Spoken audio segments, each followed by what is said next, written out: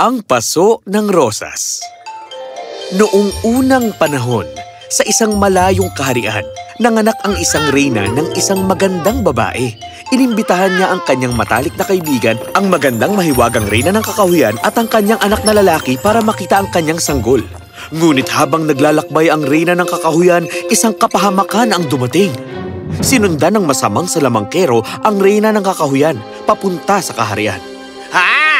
Nandirito pala kayo. Nasaan na ang anak mong lalaki? At sino ang magandang sanggol na yan? Siya na ba? Wag na wag kang lalapit sa amin.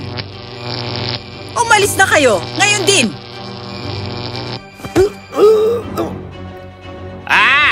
Sa tingin mo ba mapipigilan mo ako? Hanggang kailan ba sila tatakbo papalayo sa akin? Hanggang maging 21 taong gulang ang anak mo, hindi ko siya titigilan.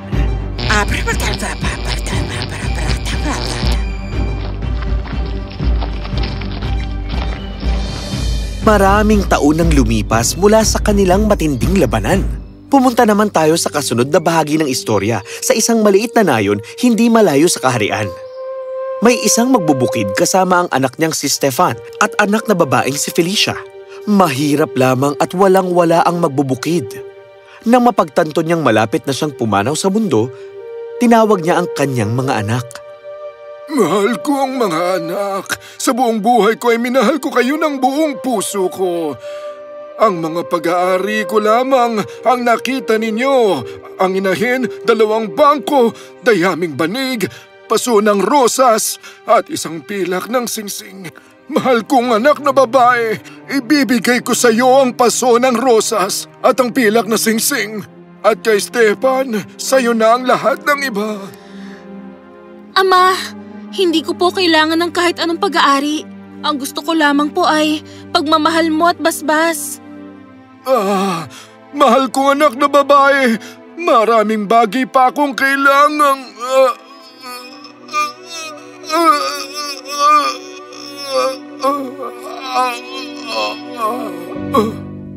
At huminga ang magbubukid sa huling pagkakataon.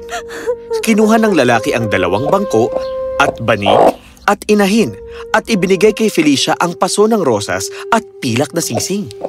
Sapat na siguro ang makukuha mo sa singsing para mamuhay. Nako!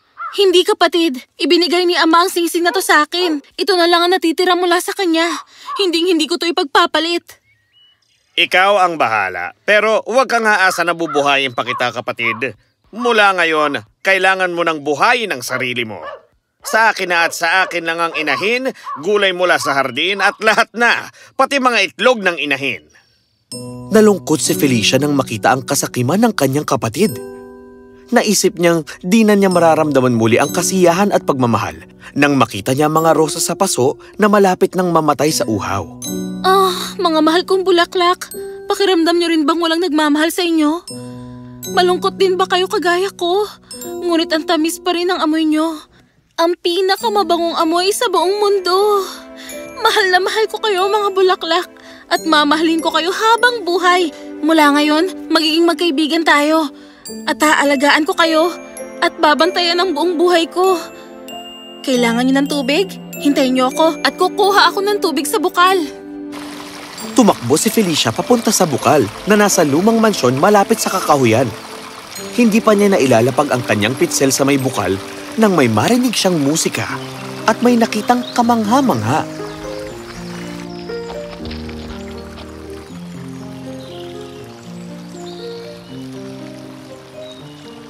Mukhang may tao doon sa likod ng bukal.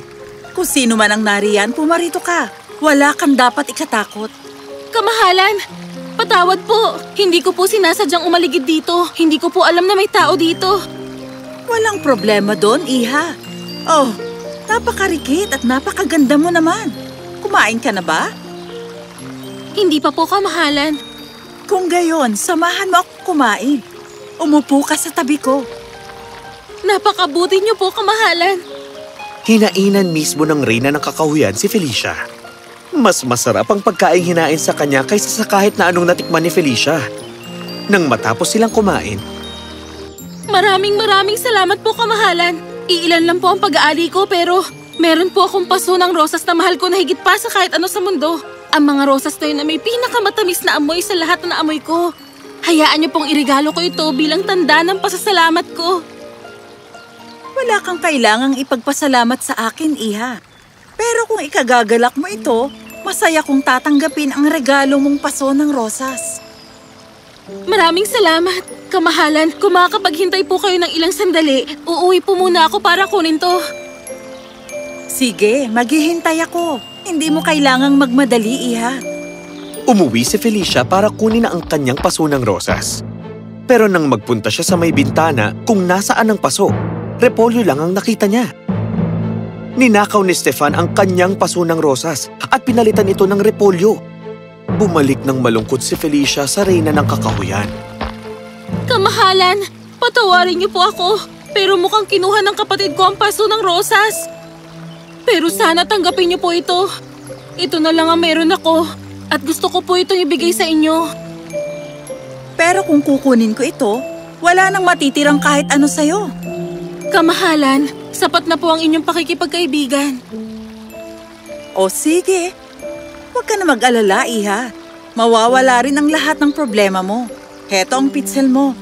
Nakalimutan mo kanina. Oh! Isang munting regalo lang mula sa akin. At tayo ay magkikitang muli, Iha. Sa pagsikat ng araw sa ika-21 bukang liwayway. Pagkasunod, naglaho na lamang sa liwanag ang reyna ng kakahuyan. Tumayo roon si Felicia sa pagkamangha. Umuwi si Felicia dala-dala ang pitsel, ngunit malungkot siya para sa mga rosas. Dahil minahal niya ang mga ito ng higit pa sa kahit ano. Tiningnan niya ang repolyo kung saan dating nakalagay ang paso niya ng rosas at sa kanyang galit, kinuha niya ang repolyo at kamuntikan ng itapon ito sa bintana nang may narinig siyang kakaibang tinig. Wag! Pakiusap, wag mo kong itapon! Isa kang repolyo na nakakapagsalita! Hindi pa ako kailanmang nagsalita, pero baka dahil sa pagdating ng ika-21 bukang liwayway. Kung itatanim mo ulit ako kasama ang mga kaibigan ko, sasabihin ko sa iyong nasa ilalim ng kama ni Stefan ang paso mo ng rosas. Kaya pumunta si Felicia sa hardin at muling itinanim ang repolyo.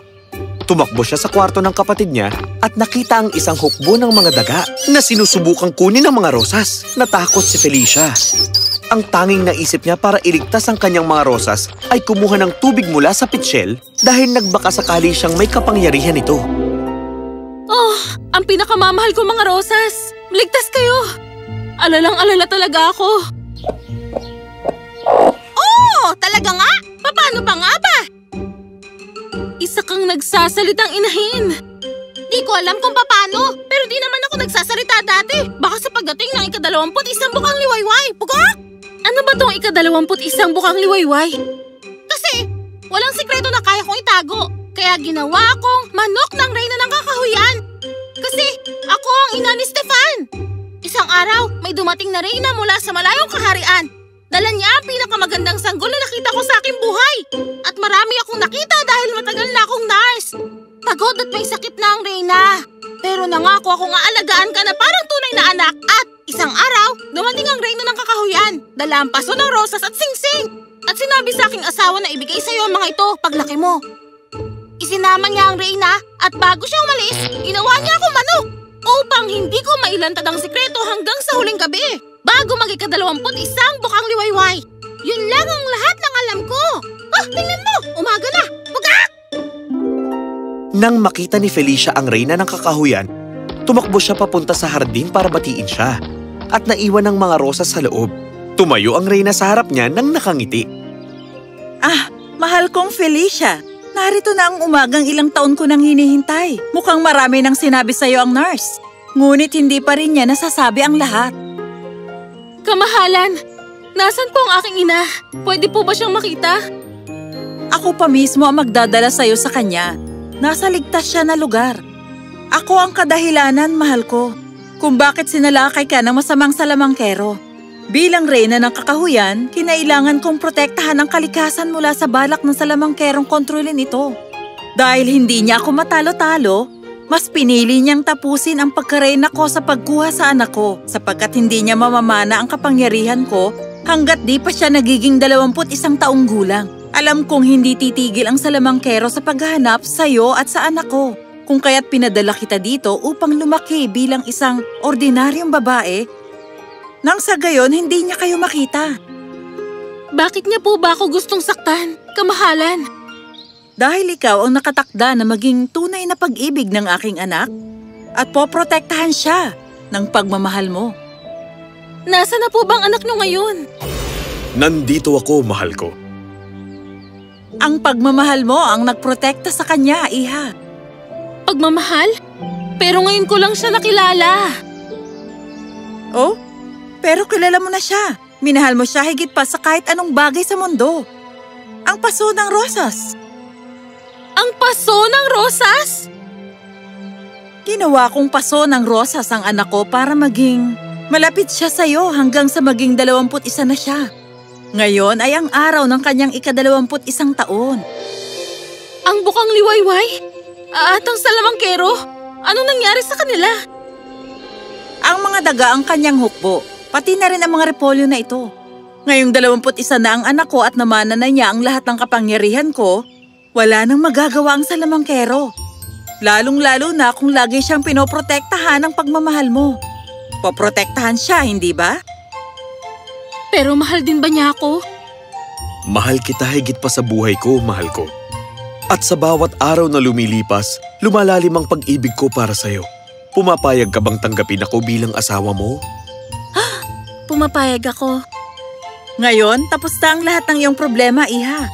At babalik ka na sa karapat-dapat mong lugar bilang prinsesa.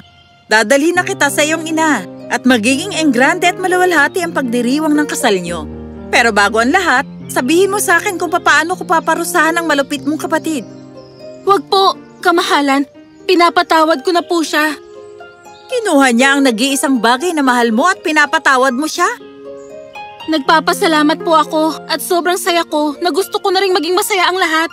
Ibalik niyo na po ang nurse sa tunay niyang anyo at hayaan niyo po siya at si Stefan na mamuhay ng komportable at masaya. Mabuti kung ganon, iha. Hindi na sila maghahanap ng kahit ano pa. At si Stefan ay magiging mabait at maawain na lalaki. Isang mabuting anak sa kanyang ina.